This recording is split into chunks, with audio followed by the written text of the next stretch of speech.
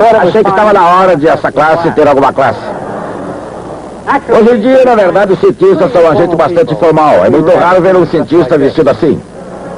Mas no século XIX, não era raro palestras formais proferidas por cientistas vestidos a rigor. Em nenhum outro lugar isso era mais verdade do que na famosa Royal Institution. Tenho aqui um quadro que foi feito em meados do século XIX. Esta palestra foi imortalizada num quadro porque contou com a presença do Príncipe de Gales. O Príncipe de Gales, que era no fim o Príncipe da Royal Institution, provavelmente um desses aí na primeira fila. Mas a razão pela qual essa palestra merece ser lembrada hoje não é devido à presença do Príncipe de Gales, mas sim pelo fato dela ter sido proferida por Michael Faraday.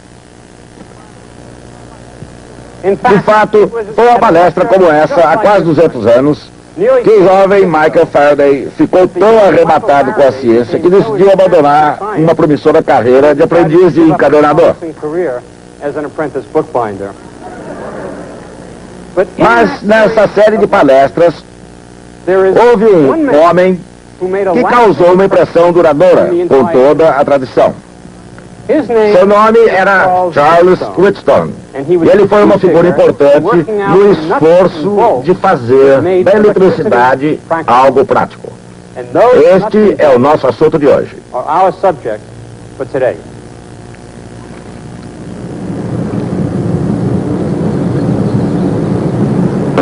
Os parafusos e porcas que mantêm unidas as complexas maquinárias do mundo moderno não são mais importantes na história da civilização que os simples cursos d'água.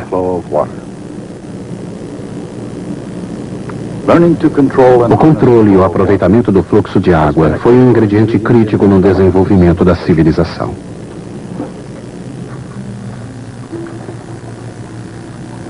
Não foi por acidente que as mais antigas civilizações se desenvolveram ao longo das margens dos grandes rios, o Nilo, o Tigre, o Eufrates, os grandes circuitos aquáticos da natureza.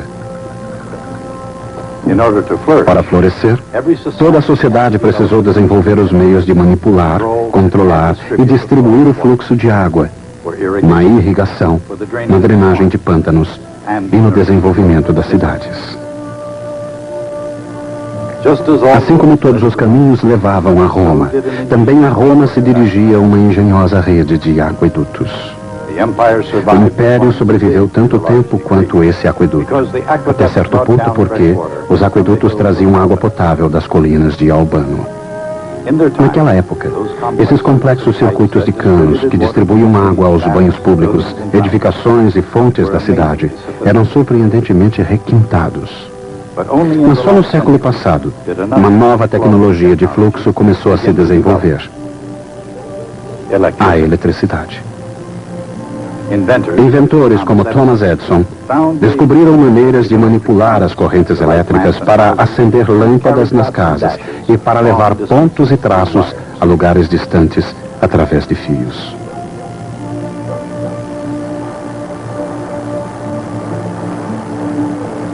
Também encontraram maneiras de produzir e distribuir a eletricidade em redes cada vez mais complexas.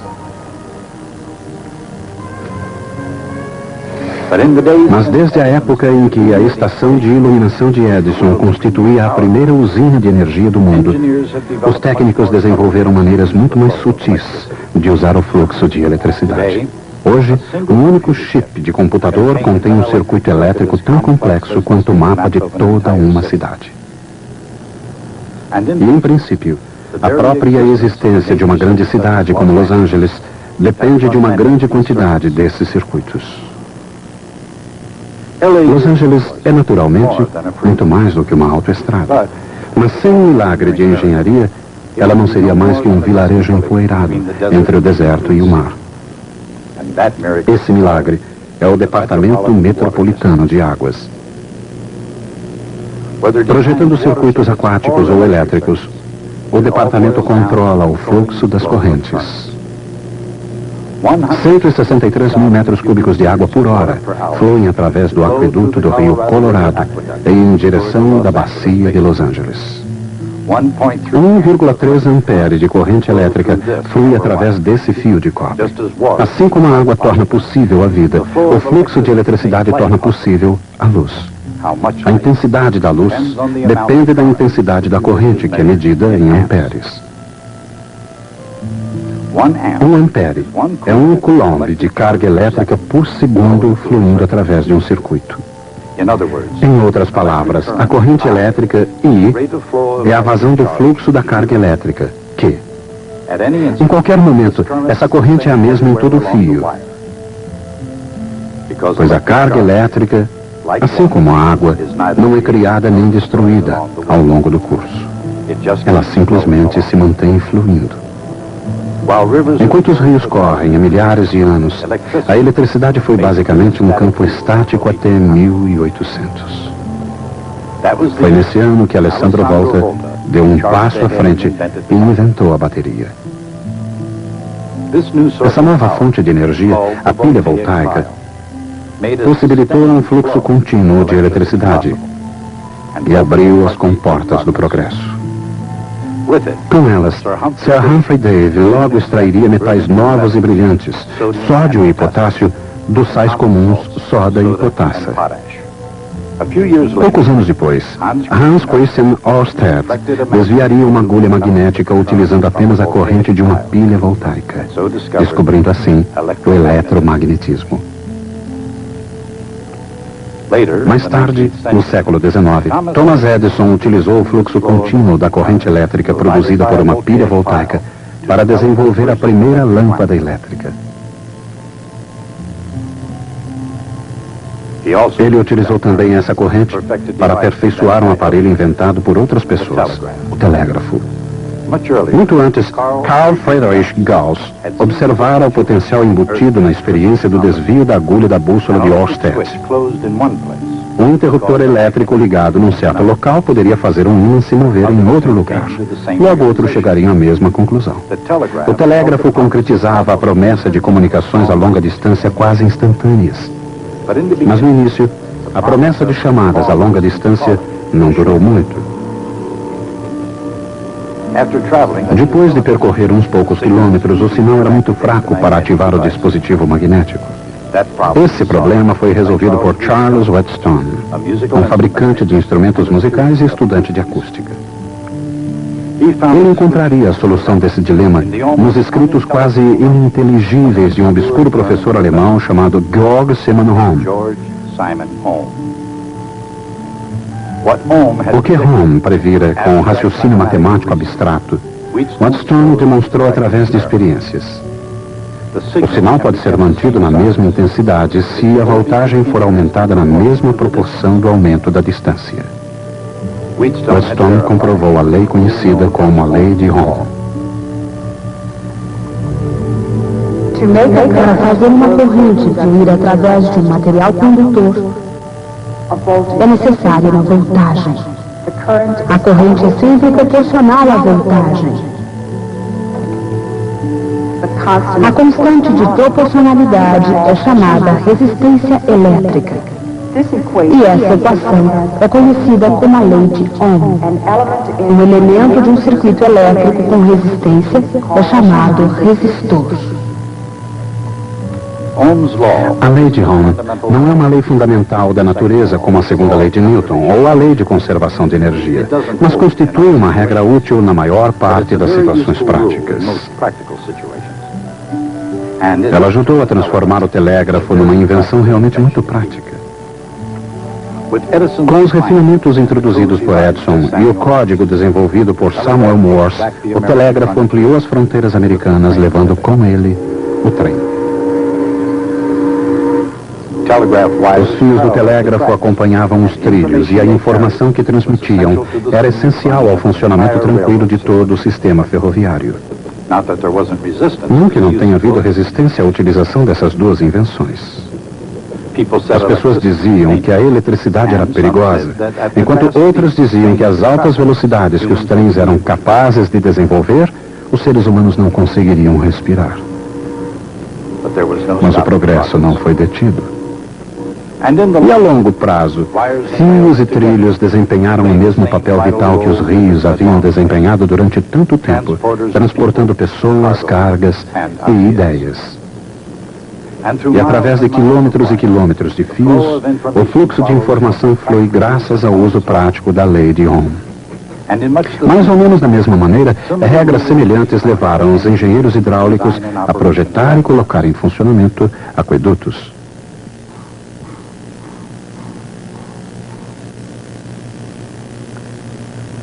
Aqueles engenheiros já sabiam há muito tempo que a vazão com que a água flui através de um cano depende de uma série de fatores. Do declive do terreno e da pressão aplicada, do comprimento e do diâmetro do cano, e da viscosidade e da densidade da água. Numa analogia precisa, a intensidade da corrente elétrica que flui através de um resistor depende da diferença de voltagem dele, da sua espessura e do comprimento, e do material do que é feito. A resistência R de um resistor elétrico é proporcional ao seu comprimento R. Inversamente proporcional à sua área A. E proporcional à sua resistividade RS, isto é, à sua tendência de medir o fluxo de elétrons. Essa tendência de resistir está presente em todos os materiais, embora em diferentes graus. Quando se acrescenta resistores a um circuito, um após outro, o efeito é o mesmo de se fazer um resistor mais comprido. A isso se dá o nome de resistores em série. Quando se colocam resistores lado a lado, aumenta-se a área através da qual a corrente pode fluir. Esses são chamados resistores em paralelo. Sua resistência é menor do que a de cada um isoladamente. O mesmo se aplica à água. Reunir pedaços de cano em série equivale a fazer um cano mais longo, aumentando a resistência ao movimento. Mas se os canos são colocados lado a lado, eles podem transportar mais água, mais facilmente. E esses canos em partículas transportam uma grande quantidade de água, elevando-a a 500 metros acima do Rio Colorado, até o ponto em que pode descer para Los Angeles. No entanto, como a represa e a estação de bombeamento foram projetadas para transportar essa enorme quantidade de água, o projeto encontrou forte resistência, especialmente no Arizona, o estado que se encontra do outro lado do rio. No dia que teve início a sua construção, em 1934, a milícia do estado do Arizona ocupou as margens do rio com rifles e outras armas de fogo. Neste caso, o motivo da resistência era claro. O fluxo de progresso da Califórnia era feito às custas do futuro do Arizona. Mas o que dizer da resistência natural ao progresso dos elétrons? Qual a natureza da resistência elétrica? Sob a influência de um campo elétrico, os elétrons se movem através de um metal, assim como uma bola de gude cai através de um fluido viscoso. Se não encontrasse resistência, elas acelerariam livremente como um corpo caindo no vácuo. Em virtude da resistência, no entanto, elas se movimentam em média com velocidade constante. A resistividade é como a viscosidade.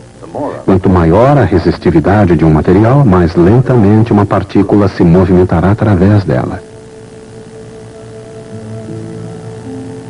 Mas o que reduz a velocidade dos elétrons?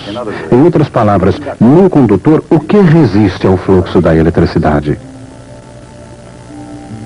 No interior de um metal, os elétrons se movimentam constantemente em todas as direções. Aqui, alguns deles são representados como pontos.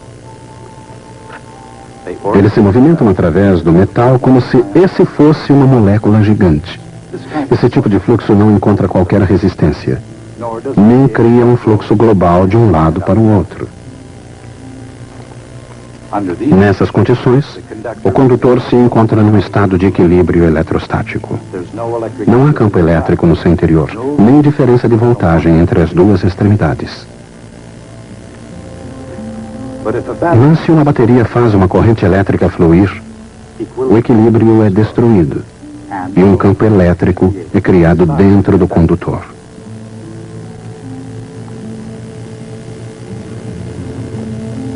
Dentro de um metal perfeitamente cristalino, se é que se pode achar uma amostra desse metal, os elétrons móveis acelerariam continuamente como uma moeda caindo no vácuo.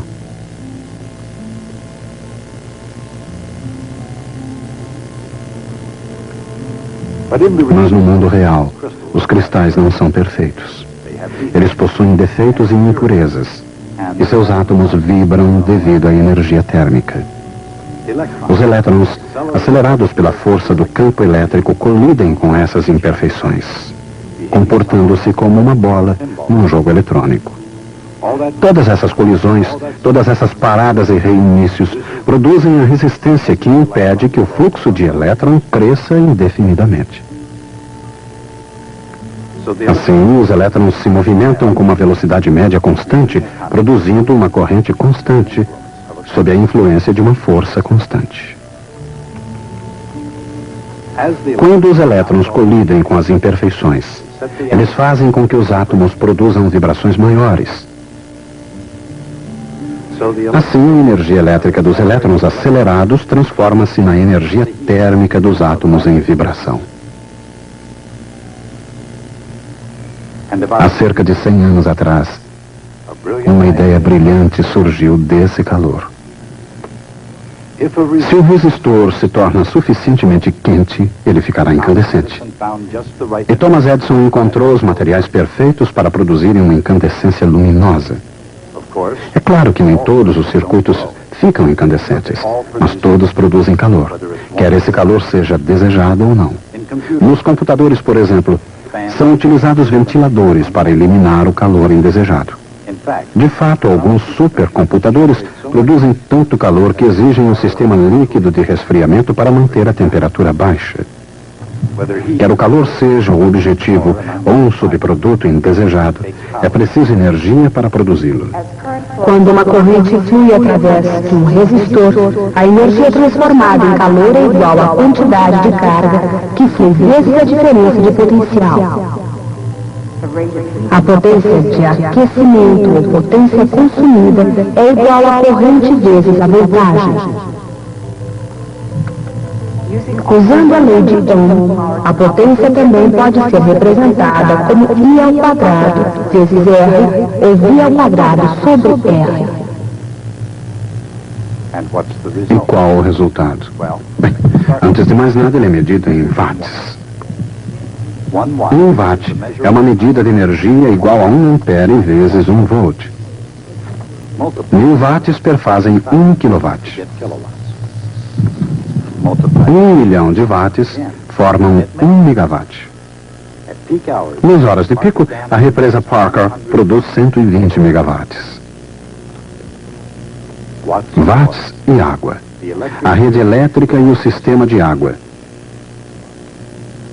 Uma poderosa analogia que assume uma forma concreta aqui nesta usina hidrelétrica. Se o progresso conduz às correntes de água e de eletricidade, ele também exige muito delas. Na sociedade americana, ávida por energia, cada pessoa consome cerca de 1 kW de potência elétrica diariamente durante todo o ano. E cada família consome anualmente mais de 1000 metros cúbicos de água, isto é, mais de 1000 caixas de água de 1000 litros cada.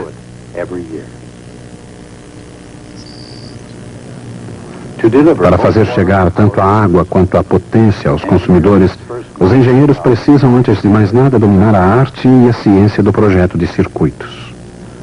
Os elementos comuns aos circuitos elétricos elementares são fios e interruptores, bateria, resistores e capacitores. Embora esses elementos possam ser combinados em redes de complexidade cada vez maior, eles obedecem sempre às mesmas regras simples, conhecidas como leis de Kirchhoff. Gustav Kirchhoff, um físico alemão, era muito interessado em matemática. Aplicando a lei de Ohm e generalizando-a ao máximo, ele obteve duas leis, cada uma exprimindo uma ideia familiar. Uma dessas ideias é a da conservação de carga. A correspondente lei aplicada aos circuitos diz que quando uma corrente se divide em duas ou se juntam duas correntes, a corrente total que entra no nó é igual à corrente total que dele sai. A outra lei de Kirchhoff exprime a conservação de energia. Uma carga elétrica que percorre um circuito completo no final nem ganha nem perde energia.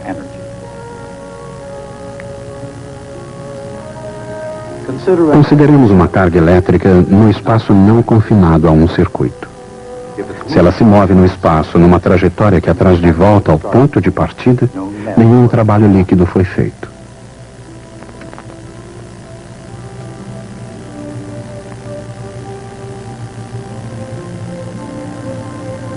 O potencial elétrico, ou voltagem, pode subir ou descer, mas ele volta sempre ao nível de origem. O mesmo ocorre no interior de um circuito.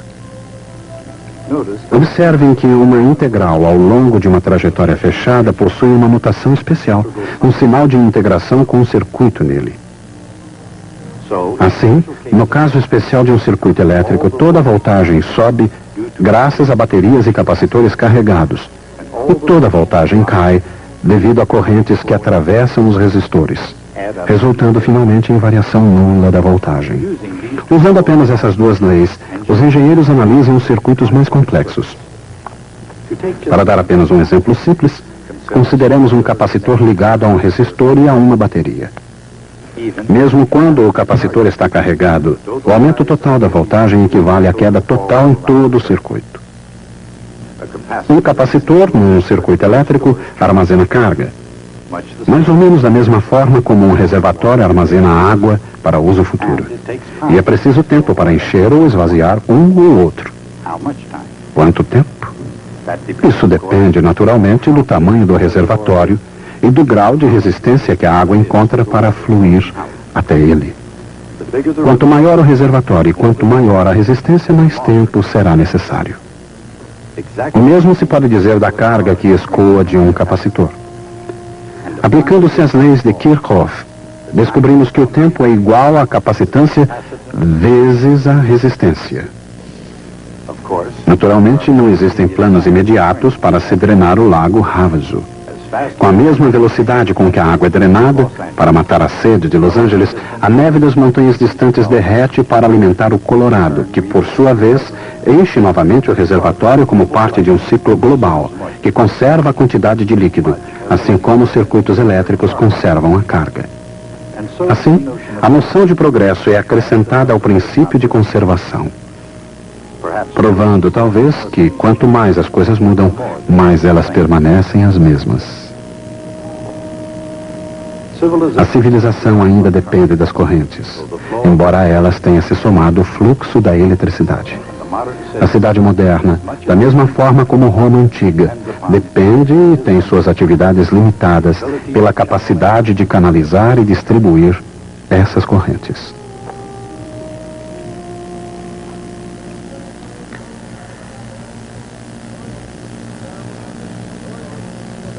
Hoje estudamos as regras que tornam a eletricidade algo prático. Elas foram elaboradas pela primeira vez por pessoas como Ohm, Kirchhoff e Charles Wheatstone. Wheatstone era reverenciado pelos colegas daquela época, mas era desconhecido do público. Era um homem muito acanhado e de uma timidez mórbida perante qualquer público, exatamente como eu. Na verdade, esta foi a causa e o motivo pelo qual ele conseguiu mudar a tradição das palestras públicas da Royal Institution. Aparentemente, numa noite de 1846, Charles Wheatstone deveria dar uma palestra pública. Mas na última hora, com o público já sentado no auditório, Wheatstone entrou em pânico e fugiu e não ficou ninguém para dar a palestra. Foi então que Michael Faraday apareceu e deu uma brilhante palestra de improviso, durante a qual afirmou que a luz talvez fosse alguma espécie de distúrbio causado pela eletricidade e pelo magnetismo, uma ideia que se revelaria correta muitos anos depois. Essa tradição de palestras públicas na Royal Institution continua até hoje. Todas as noites de sexta-feira, às 8 horas e ponto, o renomado cientista, vestido assim formalmente, ocupa seu lugar em frente a uma requintada plateia para proferir uma palestra sobre os últimos desenvolvimentos da ciência. Mas, durante a meia hora que antecede a palestra, esse cientista permanece trancado num pequeno aposento, para que não se repita o caso de Wheatstone no último minuto. É por isso que fui trancado nesse aposento até o início dessa minha palestra. Veja na próxima vez.